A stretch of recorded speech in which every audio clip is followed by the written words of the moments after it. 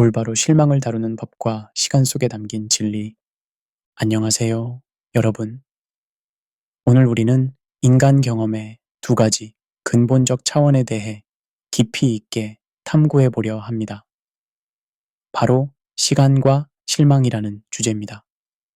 얼핏 보면 서로 관련 없어 보이는 이 두 주제는 사실 우리 삶의 본질을 이해하는 데 있어 깊이 연결되어 있습니다.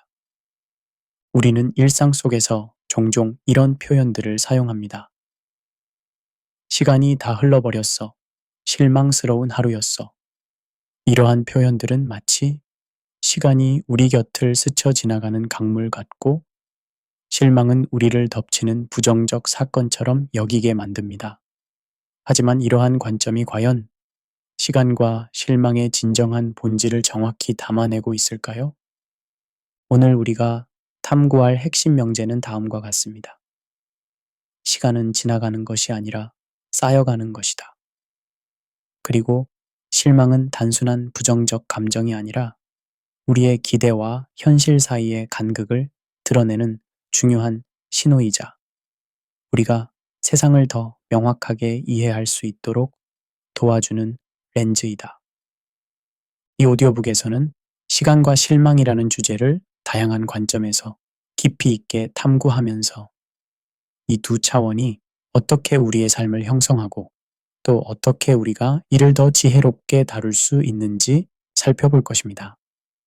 학문적 깊이와 실용적 지혜, 그리고 영적 통찰이 조화를 이루는 이 여정에 여러분을 초대합니다. 제1장, 시간의 본질에 대한 철학적 고찰. 시간에 대한 고전적 관점. 시간이란 무엇인가? 이 질문은 인류 역사상 가장 오래된 철학적 질문 중 하나입니다. 고대 그리스의 철학자 헤라클레이토스는 같은 강물에 두 번 발을 담글 수 없다 라고 말했습니다. 이는 시간과 변화의 끊임없는 흐름을 상징합니다.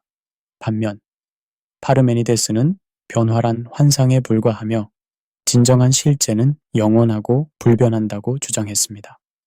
플라톤은 시간을 영원에 움직이는 이미지로 정의했으며 아리스토텔레스는 시간을 움직임의 수로 보았습니다. 이러한 고전적 관점들은 시간을 주로 흐름이나 움직임으로 이해했습니다. 물론 이런 흐름의 관점이 완전히 틀렸다고 할 수는 없습니다. 햇살이 창문을 통해 들어오는 각도가 변하고 우리의 얼굴에 주름이 생기며 계절이 바뀌는 것을 보면 분명 시간은 지나간다는 느낌을 줍니다. 그러나 이것이 시간의 전부일까요? 근대 철학에서의 시간 개념. 근대에 이르러 시간에 대한 관점은 더욱 복잡해졌습니다. 임마누엘 칸트는 시간을 객관적 실제가 아닌 인간 인식의 선험적 형식으로 보았습니다. 즉, 시간은 외부 세계에 존재하는 것이 아니라 우리가 세계를 경험하는 방식의 일부라는 것입니다. 앙리 베르그소는 지속이라는 개념을 통해 시간의 질적 특성을 강조했습니다.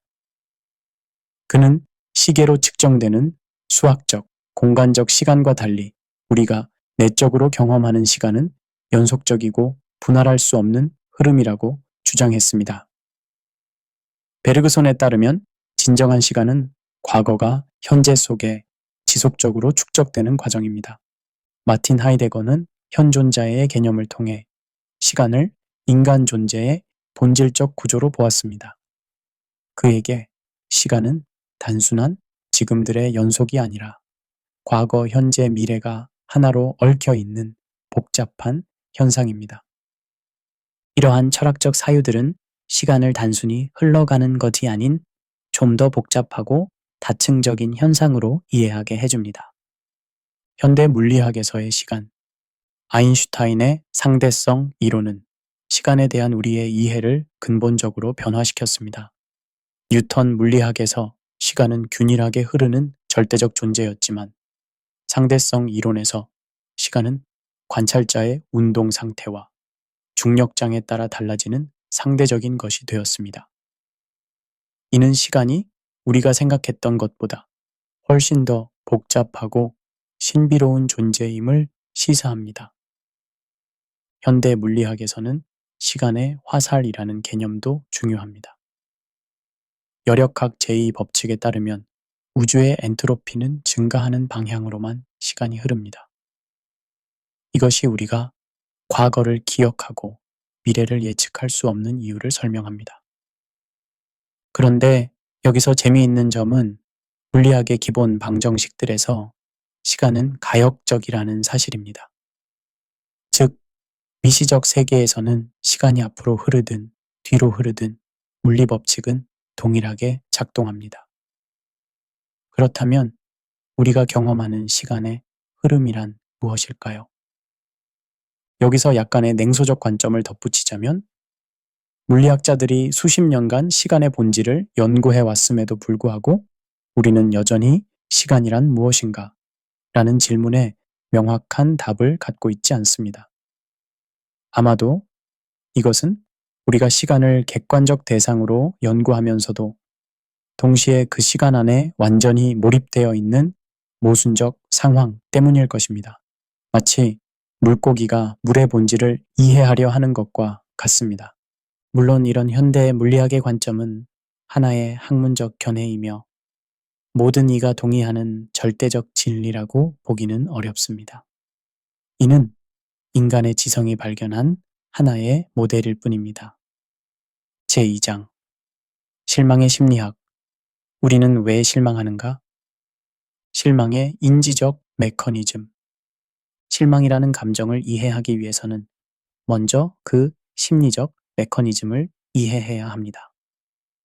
인지심리학에 따르면 실망은 기대불일치 이론으로 설명될 수 있습니다. 우리가 특정 상황이나 결과에 대해 형성한 기대가 실제 경험과 일치하지 않을 때 그 간극에서 실망이 발생합니다. 흥미로운 점은 이 기대의 형성 과정이 종종 비합리적이라는 것입니다. 우리는 제한된 정보, 과거의 경험, 그리고 개인적 욕망에 기반하여 미래를 예측합니다. 이런 예측이 현실과 충돌할 때 우리는 실망을 경험하게 됩니다. 여기서 냉소적 관점을 조금 더해보자면 사실 이런 현상은 꽤 아이러니합니다. 우리는 마치 완벽한 예지력을 가진 듯이 미래에 대한 상세한 기대를 형성하고 그것이 틀렸을 때 놀라워합니다. 조금 더 시니컬하게 말하자면 우리는 반복적으로 같은 돌에 걸려 넘어지면서도 그 돌을 치우는 대신 돌이 갑자기 사라질 것을 기대하는 생물인지도 모릅니다. 뇌과학 연구에 따르면 실망을 경험할 때 우리 뇌의 전전두엽과 편도체가 활성화됩니다.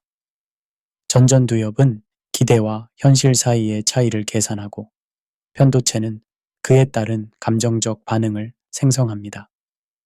이 과정은 완전히 자동적으로 일어나며 우리가 의식적으로 통제하기 어렵습니다. 실망의 진화심리학적 설명. 진화심리학적 관점에서는 실망이라는 감정이 생존과 적응에 도움이 되었을 수 있다고 제안합니다. 물론 이는 하나의 이론적 관점일 뿐입니다. 실망은 우리의 예측 모델을 조정하고 더 정확한 기대를 형성하도록 도와주는 피드백 메커니즘으로 작용했을 수 있습니다. 하지만 이는 단지 하나의 설명 방식일 뿐 인간 감정의 복잡성과 심오함을 완전히 설명하지는 못합니다. 예를 들어 원시 시대에 특정 식물이 안전하다고 기대했다가 독성 반응을 경험한 인간은 실망과 함께 그 경험을 기억하고 미래에 더 신중한 선택을 하게 되었을 것입니다. 이러한 방식으로 실망은 학습과 적응을 촉진했을 수 있습니다. 잘못된 실망관리법, 우리가 흔히 저지르는 실수들, 실망을 다루는 데 있어서 우리가 흔히 저지르는 실수들을 살펴보는 것은 매우 유익합니다. 심리학자 다니엘 카너먼이 지적했듯이 우리는 종종 손실 회피 경향으로 인해 실망으로부터의 학습보다는 실망 자체를 회피하는데 더 많은 에너지를 쏟습니다. 첫 번째 흔한 실수는 감정 억압입니다. 많은 사람들이 실망감을 부정적이라고 판단하고 이를 억누르려고 합니다. 괜찮아, 아무것도 아니야 라고 스스로에게 말하며 감정을 부인하는 것입니다. 하지만 이런 접근법은 마치 압력솥의 밸브를 막아두는 것과 같습니다. 결국 언젠가는 더 강력한 형태로 분출되고 맙니다. 두 번째 실수는 과도한 일반화입니다. 하나의 실망스러운 경험을 바탕으로 항상 이런 일이 내게 일어나 또는 난 절대 성공할 수 없어 와 같은 전체적인 결론을 내리는 것입니다. 이런 사고방식은 우리의 미래를 제한하고 새로운 가능성을 차단합니다. 세 번째 실수는 타인 비난입니다. 실망의 원인을 외부 요소나 다른 사람들에게만 돌리는 것입니다. 저 사람 때문에 내 계획이 망쳤어 라고 생각하는 순간 우리는 스스로의 책임과 배움의 기회를 놓치게 됩니다. 약간 시니컬한 관점에서 보자면 우리 인간은 참 재밌는 존재입니다. 성공은 온전히 자신의 능력 덕분이라고 여기면서 실패는 외부 환경이나 타인의 탓으로 돌리는데 놀라울 정도로 능숙합니다. 이런 자기봉사적 편향은 자존감을 보호하는 데는 도움이 될지 모르지만 진정한 성장을 방해합니다. 네 번째 실수는 과도한 반추입니다. 실망스러운 사건을 끊임없이 머릿속에서 반복하며 왜 이런 일이 일어났지? 라는 질문에 사로잡히는 것입니다. 반성과 반추의 차이는 미묘하지만 중요합니다. 반성은 배움을 향해 나아가지만 반추는 같은 자리에서 맴돌게 만듭니다. 제3장 축적되는 시간의 개념 시간을 쌓아가는 관점 이제 우리의 핵심 주제로 들어가 보겠습니다. 시간은 지나가는 것이 아니라 쌓여가는 것이다 라는 명제는 무엇을 의미할까요? 이 관점에 따르면 시간은 단순히 우리 곁을 스쳐 지나가는 무언가가 아닙니다. 오히려 시간은 우리의 경험, 기억, 지식, 관계 등이 층층이 쌓여가며 만들어내는 축적물입니다. 시간이 흘러간다고 할 때 그것은 실제로 사라지는 것이 아니라 우리 안에 더해지는 것입니다. 이런 관점은 앞서 살펴본 베르그손의 지속 개념과 맞닿아 있습니다. 베르그손에게 시간은 과거가 현재 속에 계속해서 축적되는 과정이었습니다. 우리의 모든 과거 경험은 사라지지 않고 현재의 우리를 구성하는 요소가 됩니다. 물리학자이자 철학자인 칼 포퍼는 이렇게 말했습니다. 우리의 시간 경험은 우리가 과거를 기억하고 현재를 감각하며 미래를 예측할 수 있다는 사실에서 비롯된다. 이는 시간이 단순한 외부적 흐름이 아니라 우리의 내적 경험과 밀접하게 연결되어 있음을 시사합니다. 기억과 정체성, 쌓여가는 시간의 증거. 우리의 기억은 시간이 실제로 쌓여간다는 가장 분명한 증거입니다. 여러분이 유년 시절의 따뜻한 추억, 학창 시절의 성취감, 성인기의 중요한 결정들을 기억할 수 있는 이유는 그 경험들이 여러분 안에 여전히 존재하기 때문입니다. 심리학자 윌리엄 제임스는 기억은 단순한 과거의 재현이 아니라 현재의 재구성이라고 말했습니다. 우리가 과거를 기억할 때 그것은 단순히 지나간 일을 회상하는 것이 아니라 현재의 우리가 과거의 경험을 재해석하는 것입니다. 이 과정에서 과거는 현재의 일부가 됩니다. 정체성의 문제도 시간의 축적과 밀접하게 연관됩니다. 여러분은 왜 10년 전의 나와 지금의 나를 동일한 사람으로 인식할 수 있을까요? 그것은 시간의 연속성이 우리 안에 축적되어 자아의 연속성을 만들어내기 때문입니다. 철학자 존 로크는 기억이 인격적 정체성의 기반이라고 주장했습니다. 우리가 과거의 경험을 기억하고 그것을 현재의 자아와 연결시킬 수 있기 때문에 우리는 시간 속에서도 일관된 나로 존재할 수 있다는 것입니다. 여기서 냉소적 관점을 더해보자면 현대 사회에서 우리는 종종 진정한 자아 찾기나 자아 실현을 추구하면서 마치 자아가 이미 완성된 형태로 어딘가에 숨어 있다고 생각합니다. 하지만 자아란 고정된 실체가 아니라 시간과 경험이 축적되며 끊임없이 형성되는 과정입니다. 우리는 자아를 찾는 것이 아니라 매 순간의 선택과 경험을 통해 자아를 만들어가는 것입니다. 지식과 경험의 축적. 우리가 배우고 경험하는 모든 것은 우리 안에 축적됩니다. 책 한 권을 읽는 행위는 단지 시간을 소비하는 것이 아니라 그 책의 내용이 우리 안에 쌓이는 과정입니다. 하버드 대학의 심리학자 미하이 칙센트미하이는 몰입 상태를 연구했습니다.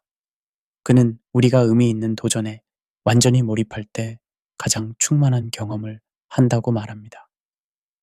이러한 몰입 경험은 우리 안에 가치 있게 쌓여 우리의 삶을 더욱 풍요롭게 만듭니다. 반면 수동적이고 무의식적인 경험들은 우리 안에 쌓이기는 하지만 그것이 우리의 성장과 발전에 기여하는 바는 상대적으로 적을 수 있습니다.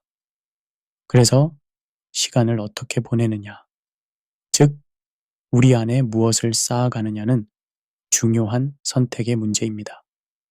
제4장 시간 인식의 심리학 주관적 시간 경험 우리가 시간을 경험하는 방식은 매우 주관적입니다.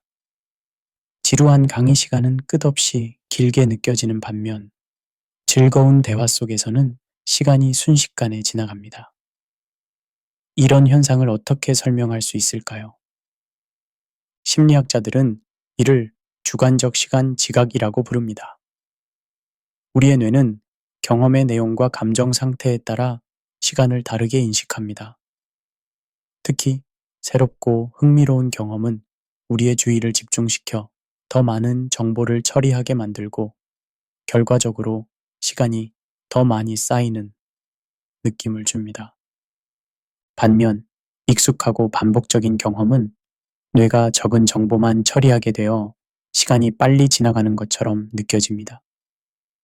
그래서 어린 시절의 여름방학은 끝없이 길었지만 나이가 들수록 1년이 점점 더 빨리 지나가는 것처럼 느껴지는 것입니다.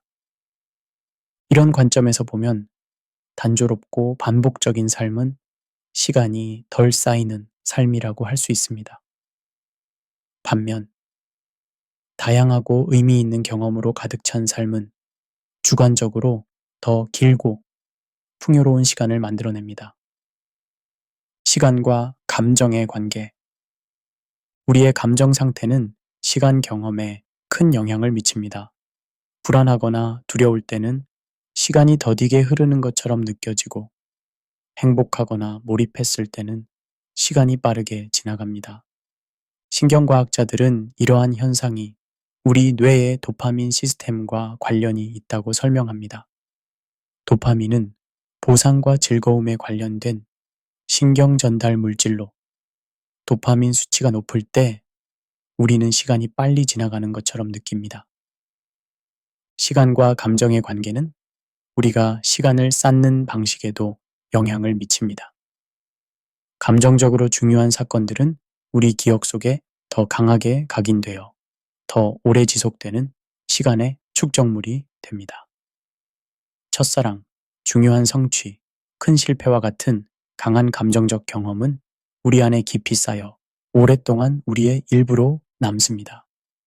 제5장 실망을 건강하게 다루는 3단계 과정 감정을 인정하고 경험하기 첫 번째 단계 건강한 실망 관리의 첫 번째 단계는 감정을 있는 그대로 인정하고 경험하는 것입니다. 미국의 저명한 심리학자 수잔 데이비드는 감정을 인정하지 않으면 그것을 초월할 수 없다고 말했습니다. 실망을 느낄 때 자신에게 이렇게 말해보세요. 나는 지금 실망감을 느끼고 있다. 이것은 자연스러운 감정이며 내가 무언가에 가치를 두고 있다는 증거다. 감정을 억누르지 않고 있는 그대로 느끼는 것은 용기가 필요한 행동입니다. 우리 사회는 종종 긍정적으로 생각하라는 메시지를 강조하지만 진정한 심리적 건강은 모든 감정을 수용하고 균형 있게 경험하는 데서 비롯됩니다. 시간의 관점에서도 이는 중요합니다. 감정을 억누르거나 회피할 때 우리는 그 순간의 경험을 온전히 우리 안에 쌓지 못합니다. 반면 감정을 인정하고 경험할 때 그 순간은 더 의미 있게 우리 안에 축적됩니다.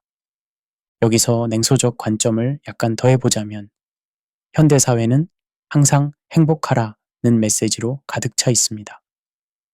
소셜미디어는 행복하고 성공적인 순간들의 전시장이 되었고 자기계발 산업은 끊임없이 긍정적 사고의 중요성을 강조합니다.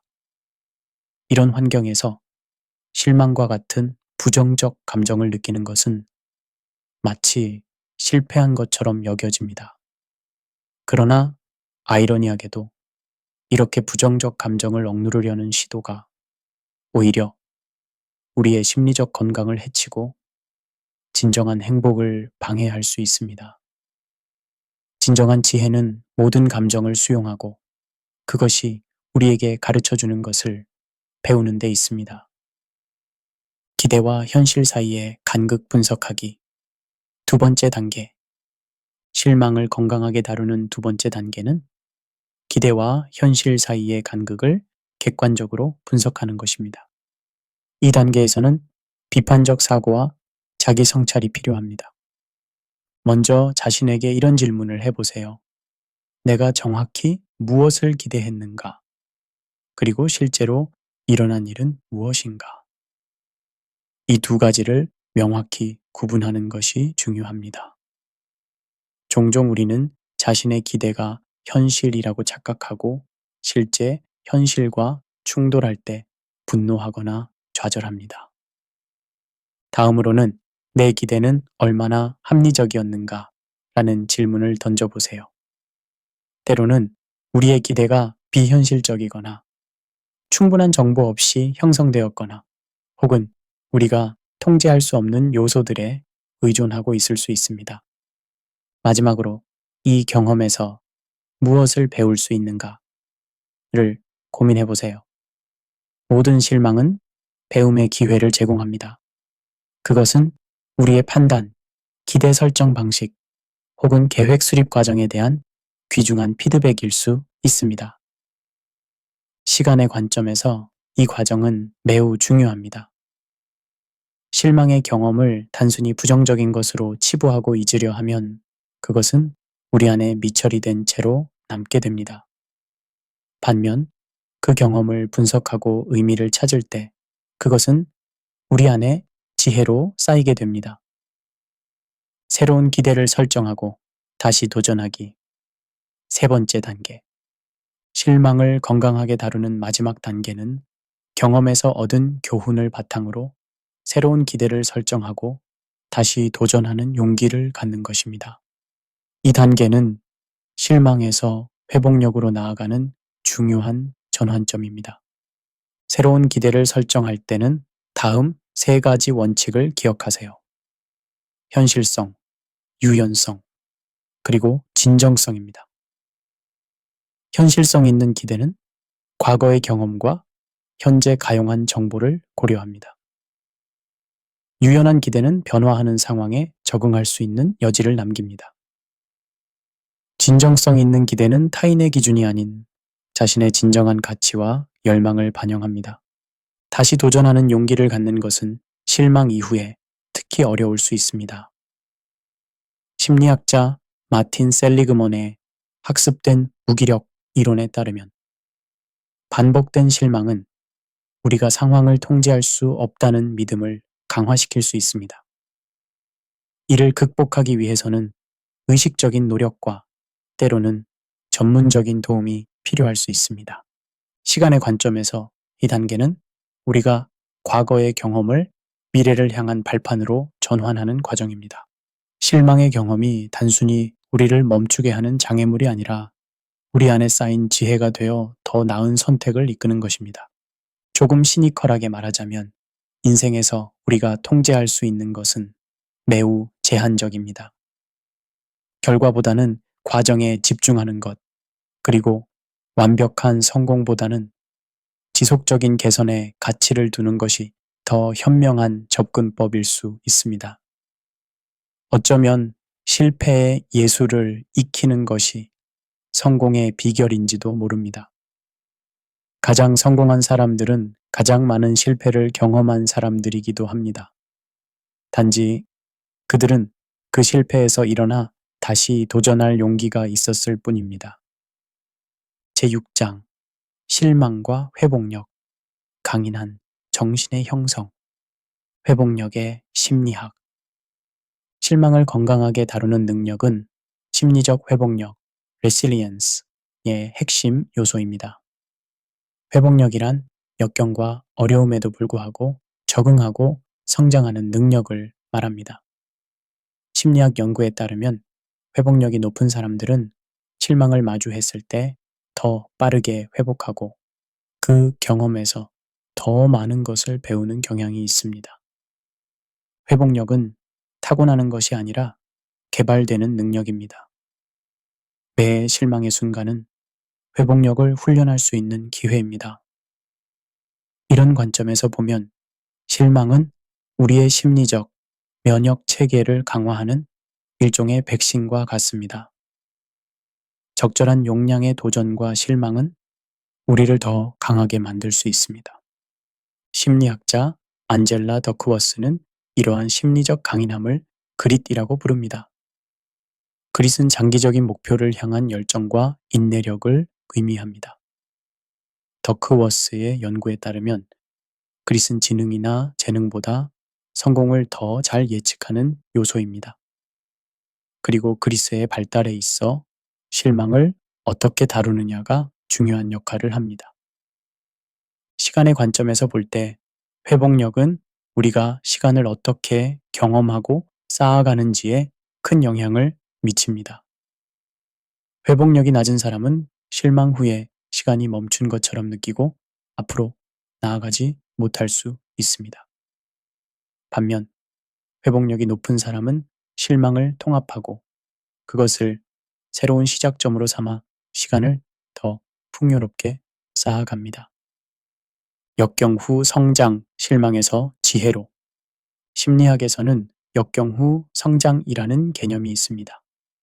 이는 어려운 경험 이후에 개인이 경험하는 긍정적인 심리적 변화를 의미합니다. 연구에 따르면 많은 사람들이 심각한 역경 이후에 더 강해지고 더 깊은 관계를 형성하며 삶에 대한 더 큰 감사함을 느끼게 됩니다. 실망도 유사한 성장의 기회가 될 수 있습니다. 실망이 단순히 부정적 감정으로 끝나지 않고 자기 성찰과 배움의 기회가 될 때 그것은 우리를 더 지혜롭고 균형 잡힌 사람으로 만들어줍니다. 시간의 관점에서 역경 후 성장은 시간이 단순히 직선적으로 흘러가는 것이 아니라 때로는 역경을 통해 깊어지고 풍부해지는 과정임을 보여줍니다. 실망과 어려움의 시간들이 단순히 잃어버린 시간이 아니라 우리의 인생을 더욱 깊고 의미 있게 만드는 중요한 조각들인 것입니다. 시간과 회복의 관계. 시간은 회복의 중요한 요소입니다. 시간이 모든 상처를 치유한다는 오래된 격언이 있습니다. 그러나 단순히 시간이 흐른다고 해서 자동적으로 회복이 이루어지는 것은 아닙니다. 중요한 것은 그 시간 동안 우리가 무엇을 하느냐입니다. 신경과학 연구에 따르면 우리 뇌는 놀라운 가소성을 가지고 있습니다. 즉, 경험에 따라 구조와 기능이 변화할 수 있습니다. 실망과 같은 어려운 경험 후에 우리가 그것을 어떻게 처리하고 통합하느냐에 따라 뇌의 연결망이 재구성됩니다. 실망에서 회복되는 과정은 시간이 단순히 지나가는 것이 아니라 쌓여가는 것임을 분명히 보여줍니다. 회복의 각 단계, 즉 감정인식, 경험 통합, 의미 발견, 새로운 관점 형성 등은 우리 안에 층층이 쌓여 결국 우리를 더 강하고 지혜롭게 만듭니다. 여기서 흥미로운 점은 회복의 속도와 과정이 개인마다 다르다는 것입니다. 어떤 사람들은 실망해서 빠르게 회복되는 반면 다른 이들은 더 많은 시간이 필요합니다. 중요한 것은 자신의 고유한 회복 리듬을 존중하는 것입니다. 냉소적 관점에서 보자면 현대사회는 빠른 회복과 즉각적인 해결을 강조합니다. 자기계발서는 7일 만에 마음의 상처 치유하기 같은 제목으로 가득합니다. 그러나 이는 심리적 회복의 복잡성과 개인차를 무시하는 접근법입니다. 진정한 회복은 때로 느리고 고통스러운 과정일 수 있으며 그것을 서두르거나 단순화하려는 시도는 오히려 더 깊은 문제를 야기할 수 있습니다. 제7장 현대사회와 시간인식 가속화되는 현대사회와 실망의 증가 현대사회에서 우리는 종종 시간이 부족하다고 느낍니다. 독일의 사회학자 하르트무트 로자는 현대사회의 특징을 사회적 가속화로 정의했습니다. 기술, 사회 변화, 생활 리듬이 모두 가속화되면서 우리는 끊임없이 달려야 한다는 압박을 느낍니다. 이런 환경에서 우리는 시간을 소비하는 데 익숙해졌습니다.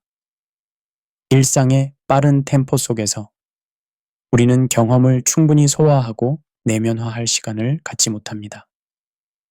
결과적으로 많은 경험이 우리 안에 제대로 쌓이지 못한 채 사라집니다.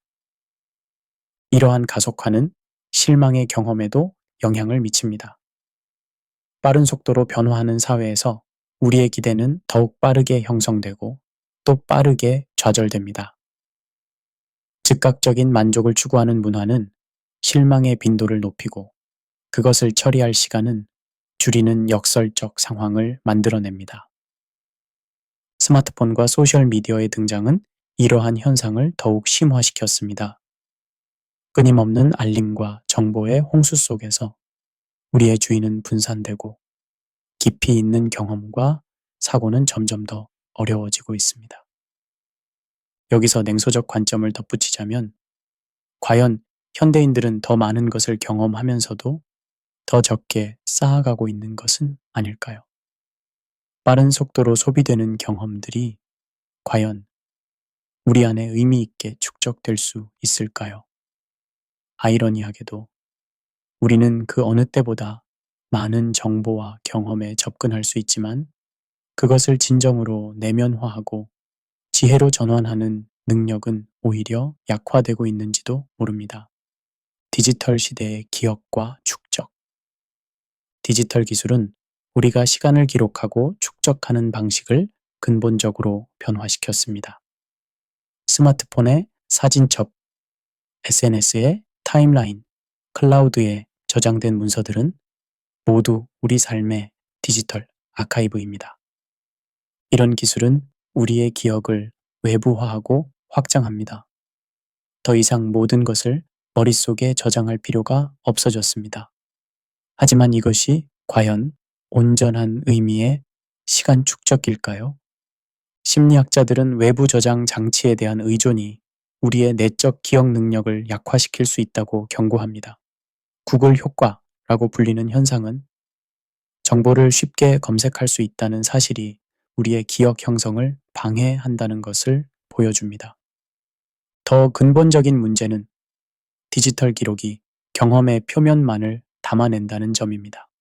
사진은 순간의 시각적 모습을 담아내지만 그때의 감정, 냄새, 촉감, 맥락은 담아내지 못합니다. 진정한 의미의 시간 축적은 이러한 총체적 경험이 우리 내면에 새겨질 때 이루어집니다.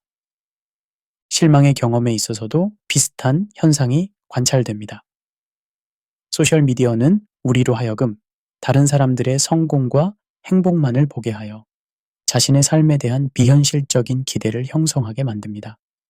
이는 필연적으로 더 많은 실망으로 이어집니다. 여기서 또 하나의 냉소적 관점을 더해보자면 디지털 시대의 아이러니 중 하나는 우리가 그 어느 때보다 많은 것을 기록하면서도 정작 그 경험을 온전히 체험하고 내면화하는 능력은 약화되고 있다는 점입니다. 콘서트에서 수십 장의 사진과 비디오를 찍느라 정작 음악을 제대로 듣지 못하는 현상은 이러한 아이러니의 단적인 예입니다. 우리는 기록에 집착한 나머지 경험 자체를 놓치고 있는 것은 아닐까요? 느림의 철학과 시간 회복. 이러한 현대 사회의 시간 위기에 대응하여 느림의 철학이 등장했습니다. 느림의 철학은 속도와 효율성만을 추구하는 현대 사회에 대한 대안적 접근을 제시합니다. 슬로우 푸드, 슬로우 시티, 슬로우 리빙과 같은 개념들은 모두 경험의 질과 깊이를 중시합니다. 이는 시간을 쌓아가는 관점과 일맥상통합니다. 빠르게 많은 것을 경험하기보다 천천히 깊이 있게 경험함으로써 그것이 우리 안에 더 의미 있게 축적될 수 있다는 것입니다. 칼 오노레의 저서 느림의 철학에서는 빨리 산다는 것은 제대로 살지 못한다는 것이라고 말합니다. 진정한 삶의 풍요로움은 속도가 아니라 깊이에서 오며 시간을 얼마나 효율적으로 사용하느냐가 아니라 얼마나 충실히 경험하느냐에 달려 있다는 것입니다. 실망을 다루는 데 있어서도 느림의 가치는 중요합니다. 실망에서 빠르게 벗어나려 하기보다 그 경험을 충분히 느끼고 그로부터 배우고 천천히 회복해가는 과정이 더 건강하고 의미 있을 수 있습니다. 제8장 실망과 영적 성장, 성경적 관점.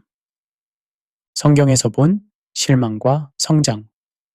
성경에서는 실망을 인간 경험의 자연스러운 부분으로 인정합니다. 시편 34편 18절은 여호와는 마음이 상한 자를 가까이 하시고 중심에 통회하는 자를 구원하시는도다 라고 말합니다. 이 구절은 실망과 같은 어려운 감정을 경험할 때 그것을 부인하거나 억누르는 것이 아니라 하나님께 가져가는 것의 중요성을 강조합니다. 실망에 대한 성경적 관점에서 특히 중요한 것은 소망의 개념입니다. 로마서 5장 3절부터 5절에서는 우리가 환난 중에도 즐거워하나니 이는 환난은 인내를, 인내는 연단을, 연단은 소망을 이루는 줄 알미로다. 소망이 우리를 부끄럽게 하지 아니함은 우리에게 주신 성령으로 말미암아 하나님의 사랑이 우리 마음에 부은 바 됨이니 라고 기록되어 있습니다. 이 구절은 어려움과 실망이 궁극적으로 더 깊은 소망과 믿음으로 이어질 수 있음을 보여줍니다. 구약 성경의 요셉 이야기는 실망과 역경을 통한 성장의 강력한 예입니다. 요셉은 형제들에 의해 배신당하고 노예로 팔리고 억울하게 감옥에 갇히는 등 수많은 실망과 어려움을 경험했습니다. 그러나 이러한 경험들을 통해 그는 성장했고 궁극적으로 많은 사람들의 생명을 구하는 위치에 오르게 됩니다. 창세기 50장 20절에서 요셉은 그를 배신한 형제들에게 당신들은 나를 해하려 하였으나 하나님은 그것을 선으로 바꾸사 오늘과 같이 많은 백성의 생명을 구원하게 하시려 하셨나니 라고 말합니다. 이는 실망스러운 상황이 더 큰 목적을 위한 준비 과정일 수 있음을 보여줍니다. 종교적 전통에서의 시간 개념. 시간에 대한 이해는 세계의 주요 종교 전통에서 중요한 위치를 차지합니다. 각 전통은 시간의 본질과 그 안에서 인간의 위치에 대한 독특한 관점을 제시합니다. 유대교와 기독교 전통에서는 시간을 선형적인 것으로 봅니다. 창조에서 시작하여 종말을 향해 나아가는 시간 속에서 인간의 역사는 신의 계획 안에서 의미를 갖습니다. 특히 기독교에서는 예수 그리스도의 탄생과 죽음, 부활이 시간의 중심점이 됩니다. 기독교 신학자 C.S. 루이스는 순전한 기독교에서 이렇게 말했습니다. 하나님께서는 시간 속에 살지 않으신다. 그분에게는 모든 시간이 현재입니다.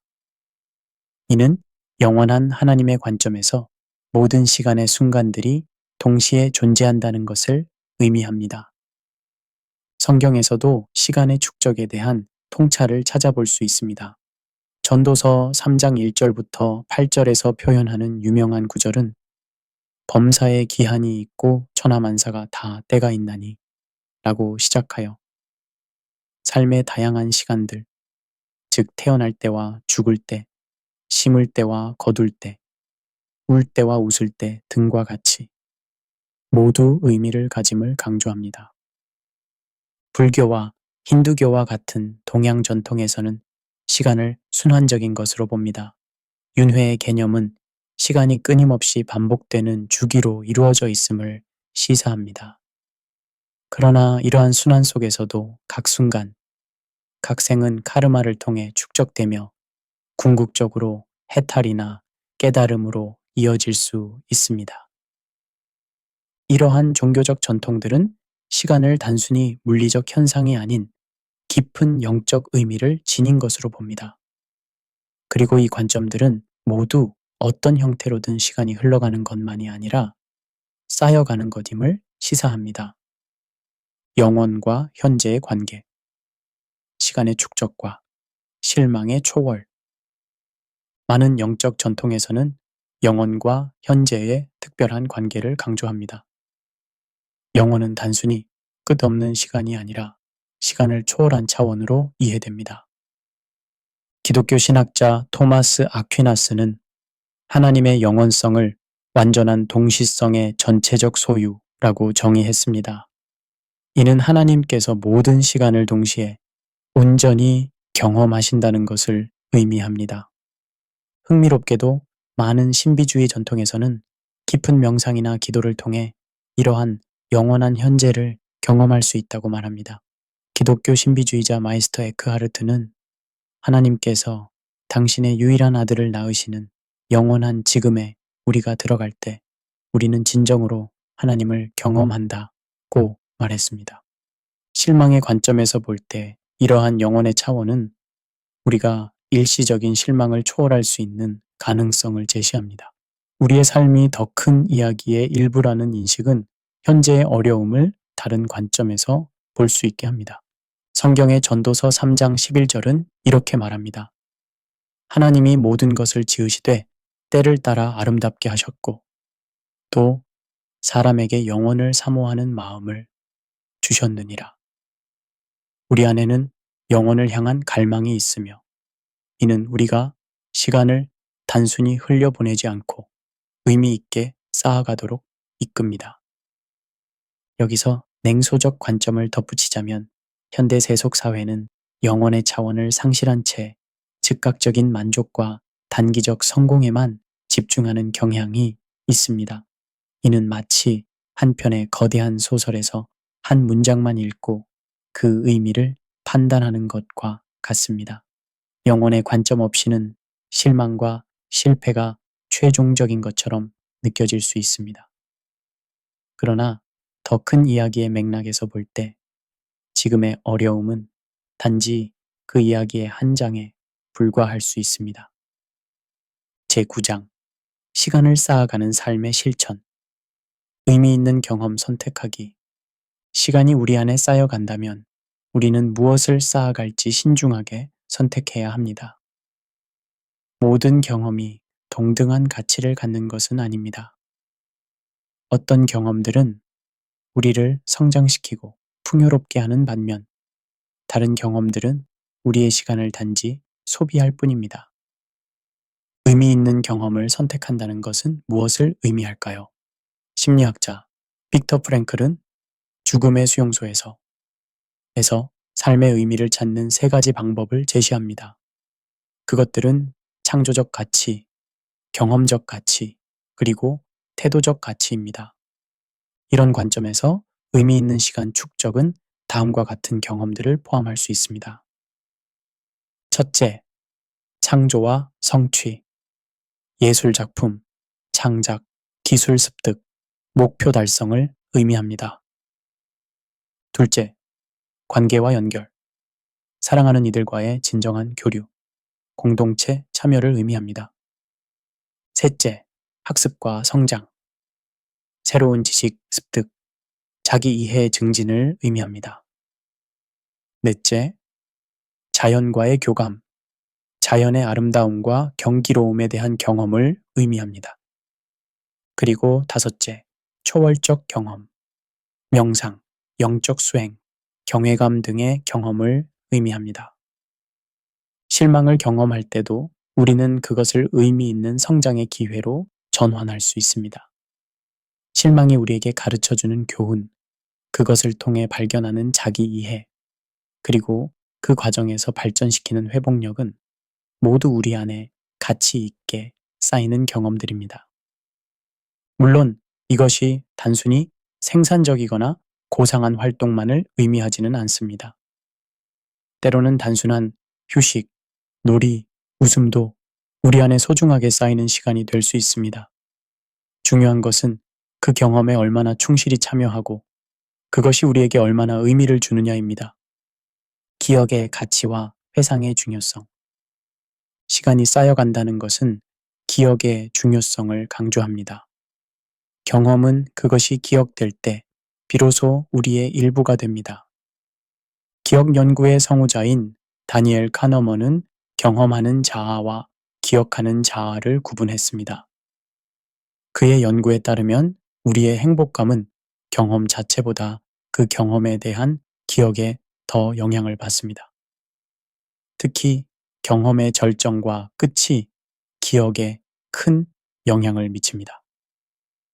이는 우리가 경험을 의식적으로 기억하고 회상하는 것이 중요함을 시사합니다. 일기 쓰기, 사진 정리, 대화를 통한 경험 공유는 모두 기억을 강화하고 시간의 축적을 돕는 활동들입니다. 스토리텔링도 중요한 방법입니다. 심리학자 제임스 페니베이커의 연구에 따르면 경험을 이야기로 구성하여 표현하는 것은 그 경험을 더 깊이 이해하고 통합하는 데 도움이 됩니다. 우리는 이야기를 통해 삶의 조각들을 의미 있는 전체로 연결합니다. 실망의 경험도 마찬가지입니다. 실망스러운 경험을 이야기로 구성하고 공유하는 것은 그 경험을 더 잘 통합하고 그로부터 의미를 찾는 데 도움이 됩니다.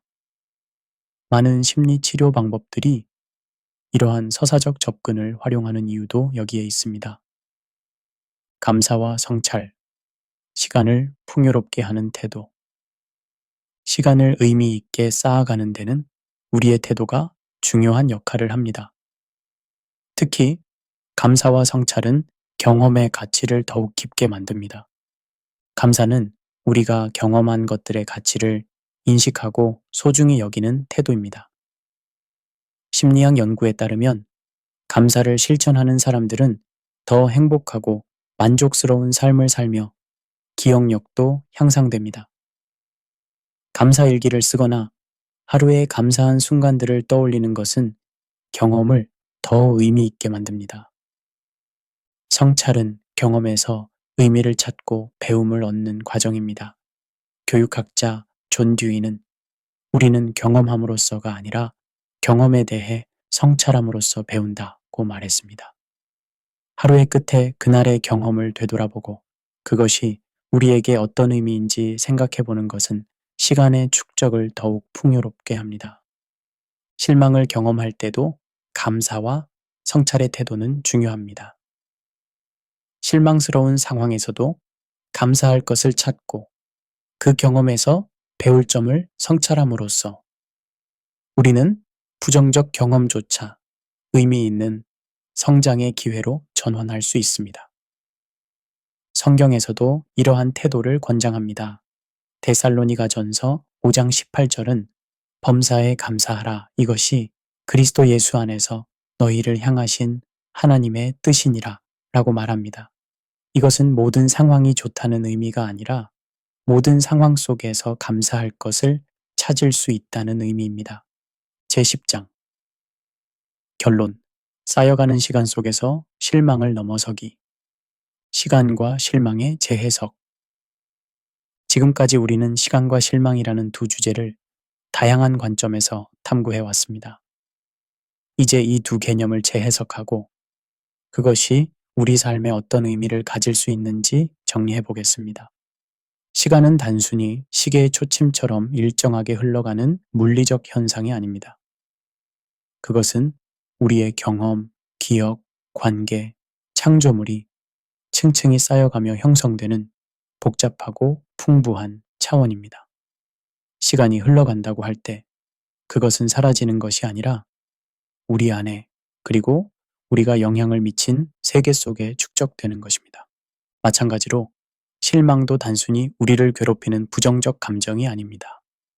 그것은 우리의 기대와 현실 사이의 간극을 드러내며 우리가 세상과 자신을 더 정확하게 이해하도록 돕는 중요한 신호입니다. 실망은 성장과 지혜를 향한 초대장이 될 수 있습니다. 이러한 재해석은 우리의 삶에 새로운 관점을 제공합니다. 우리는 더 이상 시간을 잃어버리는 것에 대해 불안해할 필요가 없으며 실망을 실패로 여길 필요도 없습니다. 대신 우리는 매 순간이 어떻게 우리 안에 의미 있게 쌓여가는지, 그리고 모든 경험이 어떻게 우리의 성장에 기여하는지 인식할 수 있습니다. 실망과 시간의 변증법적 관계. 우리의 여정을 마무리하면서 실망과 성장 사이의 깊은 연관성에 대해 생각해 보겠습니다.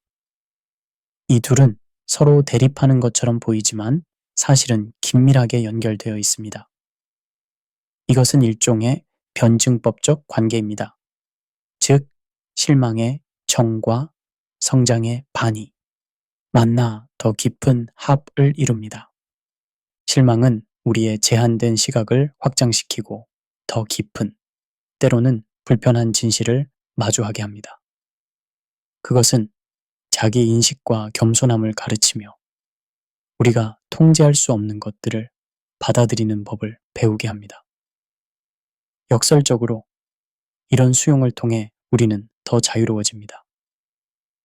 동시에 실망은 회복력의 근육을 훈련시킵니다.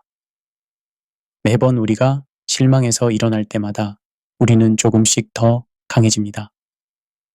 이것은 단순히 무엇이든 나를 죽이지 않는 것은 나를 더 강하게 만든다는 식의 단순한 격언이 아닙니다. 오히려 실망을 통과하는 과정이 우리에게 자신과 세상에 대한 새로운 이해를 가져다 준다는 것입니다. 시간의 관점에서도 이러한 변증법적 관계가 관찰됩니다. 시간은 단순히 선형적으로 흘러가는 것이 아니라 우리의 경험과 인식을 통해 중첩되고 확장되고 축적됩니다.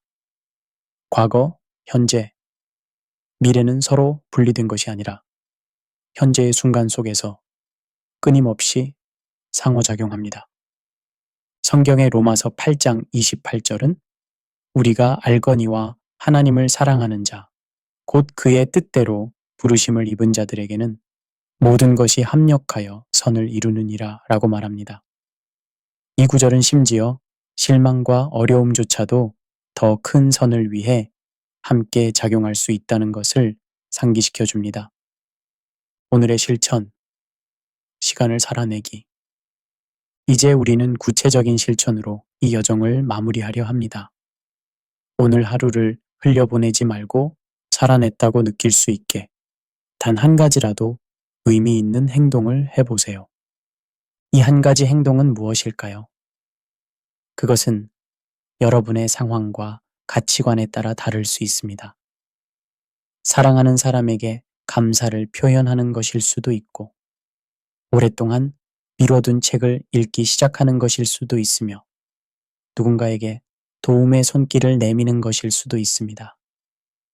실망을 경험하고 있다면 오늘 그 감정을 인정하고 그로부터 배울 점을 찾아보세요. 그리고 작은 것이라도 새로운 기대와 희망을 가지고 한 걸음 내디뎌 보세요. 중요한 것은 이 행동이 단순한 할 일 목록의 항목이 아니라 여러분이 의식적으로 선택하고 온전히 참여하는 경험이 되어야 한다는 점입니다. 그렇게 할 때 그 경험은 여러분 안에 더 의미 있게 쌓일 것입니다. 마치며 영혼을 품은 시간. 우리의 여정을 마무리하며 다시 한번 핵심 메시지를 상기합니다. 시간은 지나가는 것이 아니라 쌓여가는 것이다. 그리고 실망은 단순한 부정적 감정이 아니라 성장과 지혜를 향한 초대장이다. 이 메시지는 단순한 긍정적 사고나 자기 개발의 슬로건이 아닙니다. 그것은 우리 삶과 시간의 본질에 대한 깊은 통찰이며 성경의 가르침과도 일맥상통합니다. 하나님께서는 우리 각자에게 특별한 시간을 선물로 주셨습니다. 그리고 그 시간은 단순히 흘러가 버리는 것이 아니라 우리 안에, 그리고 우리가 사랑하는 이들 안에, 또한 우리가 섬기는 세상 속에 의미 있게 쌓여갑니다. 전도서 3장 11절은 이렇게 말합니다. 하나님이 모든 것을 지으시되 때를 따라 아름답게 하셨고 또 사람에게 영혼을 사모하는 마음을 주셨느니라. 우리 안에는 영혼을 향한 갈망이 있습니다. 그리고 그 갈망은 시간을 단순히 흘려보내지 않고 의미 있게 쌓아가며 살아갈 때 채워질 수 있습니다. 결국 시간을 쌓아가는 삶은 영혼을 향해 열린 삶입니다. 우리의 유한한 시간이 하나님의 영원한 계획 안에서 의미를 찾을 때 우리는 진정한 풍요로움을 경험할 수 있습니다. 그리고 실망이라는 감정조차도 이 여정의 중요한 부분이 됩니다. 실망은 우리를 더 깊은 지혜와 성숙으로 이끄는 길잡이가 될 수 있습니다. 고린도후서 4장 17절과 18절은 이렇게 말합니다. 우리의 잠시 받는 환난에 경한 것이 지극히 크고 영원한 영광에 중한 것을 우리에게 이루게 함이니 우리가 주목하는 것은 보이는 것이 아니요 보이지 않는 것이니 보이는 것은 잠깐이요 보이지 않는 것은 영원함이라. 마무리 인사. 끝까지 들어주셔서 진심으로 감사드립니다. 이 오디오북이 여러분의 시간과 실망에 대한 인식, 그리고 삶의 방식에 작은 변화라도 가져왔기를 바랍니다. 만약 이 내용이 여러분에게 도움이 되었다면 저희 유튜브 채널을 구독해 주시기 바랍니다. 구독 버튼을 누르시고 알림 설정을 해두시면 앞으로도 이와 같은 깊이 있는 콘텐츠를 계속해서 만나보실 수 있습니다. 여러분의 좋아요와 댓글은 저희에게 큰 힘이 됩니다. 여러분의 시간이 단순히 지나가는 것이 아니라 가치 있게 쌓여가는 축복된 여정이 되기를 진심으로 기원합니다. 그리고 여러분이 경험하는 모든 실망이 결국은 더 큰 지혜와 성장으로 이어지기를 소망합니다. 다음 오디오북에서